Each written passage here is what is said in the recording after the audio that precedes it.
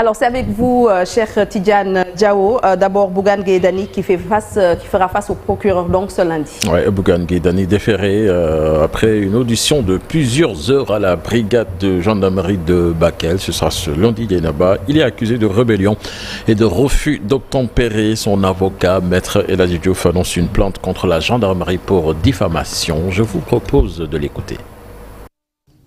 Décider de porter plainte contre les auteurs de ce communiqué qu'il a diffamé.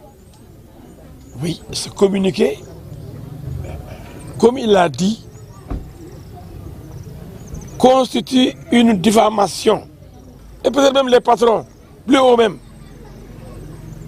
On peut aller plus loin, on va savoir qui est derrière la gendarmerie et qui est derrière ce communiqué de la gendarmerie, qui ne dit pas la vérité.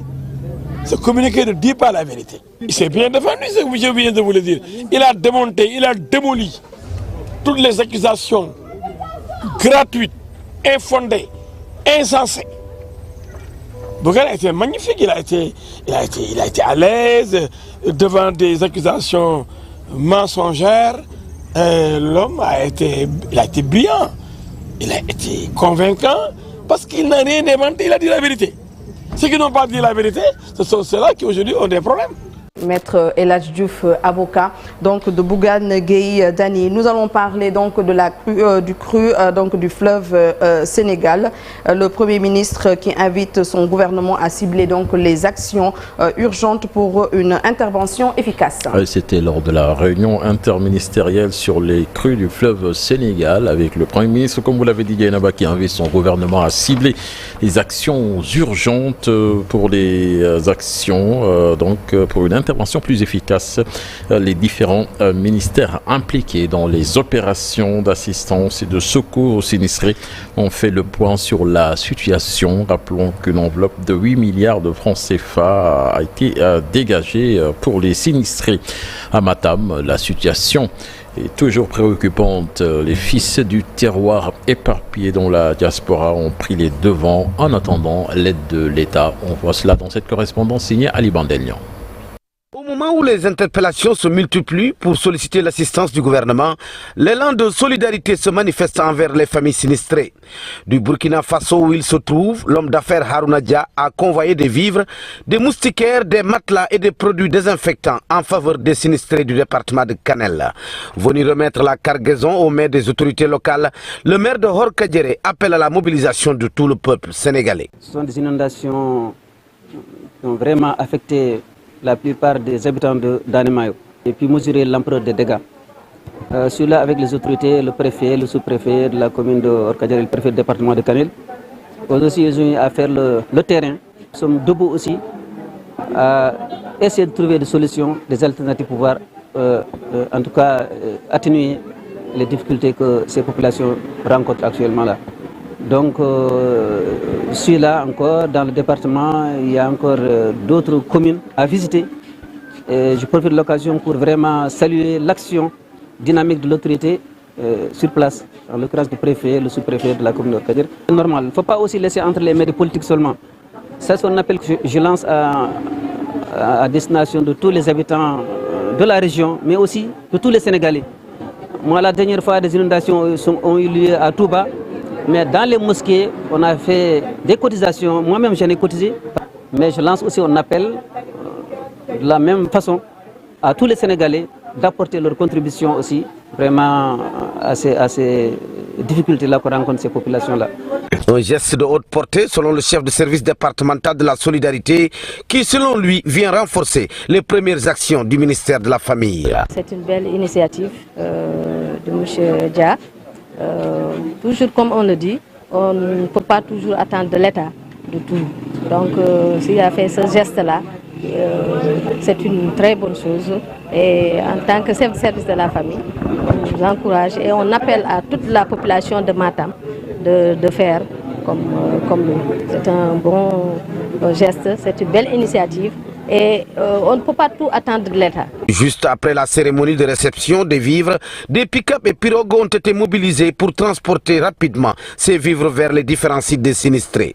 En compagnie du préfet de Kanel, le maire de Horkadjere a également fait visiter la base de vie affectée à l'armée pour abriter l'hôpital militaire et le cantonnement des sapeurs-pompiers.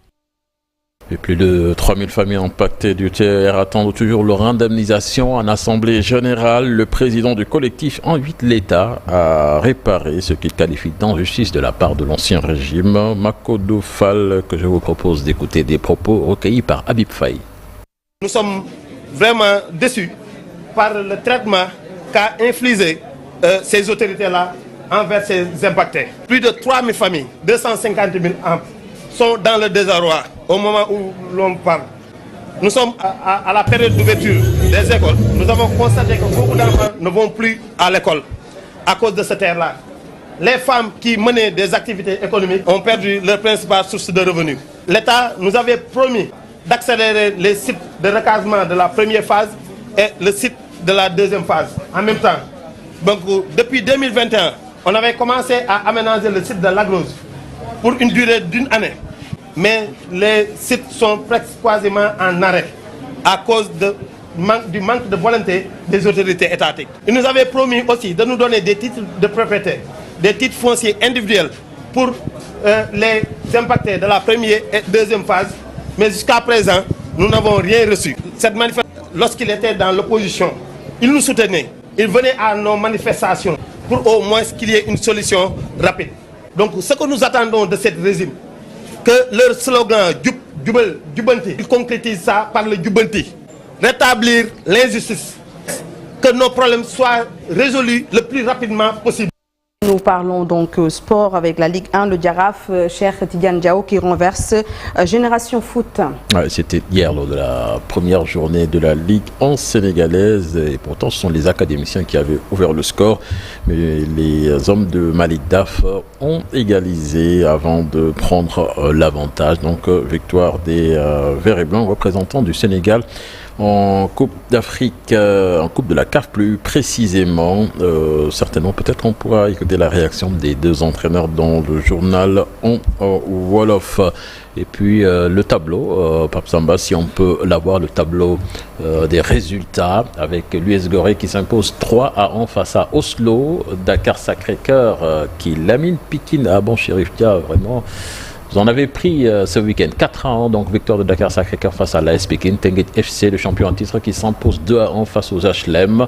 Et puis le dimanche, Guédiawaye FC, US Ouakam match nul en but partout. Le Djaraf donc qui bat Génération Foot. Agel qui s'impose 1-0 face à Walidan. Lingers de Saint-Louis contre Diamono de Fatigue en but partout. Et puis 0 but partout entre Casasport et Sonacos. Donc c'est le seul match où il n'y a pas eu de but.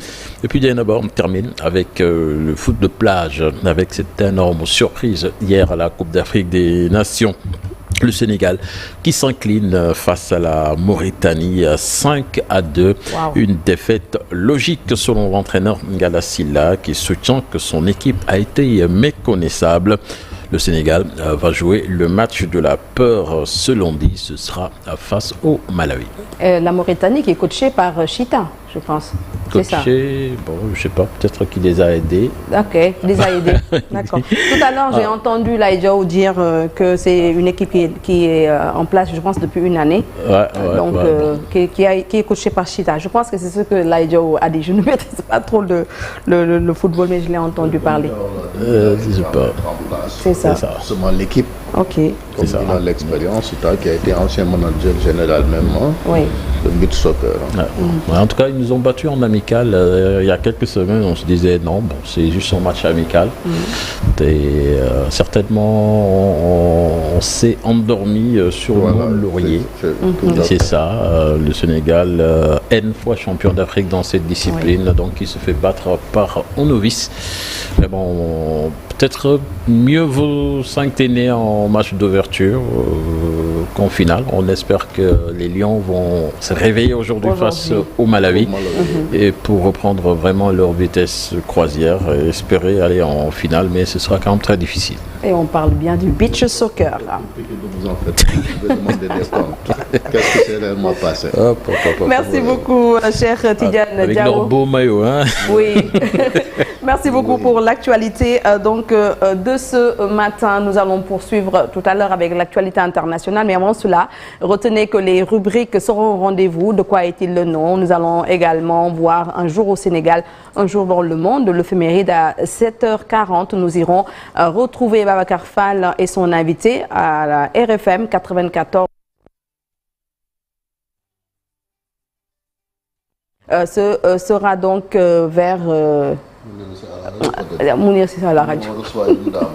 D'accord. Donc ce sera tout à l'heure. Ce sera tout à l'heure. Merci beaucoup Chérif Dia. Et tout de suite, nous allons voir ce qui se passe sur l'international.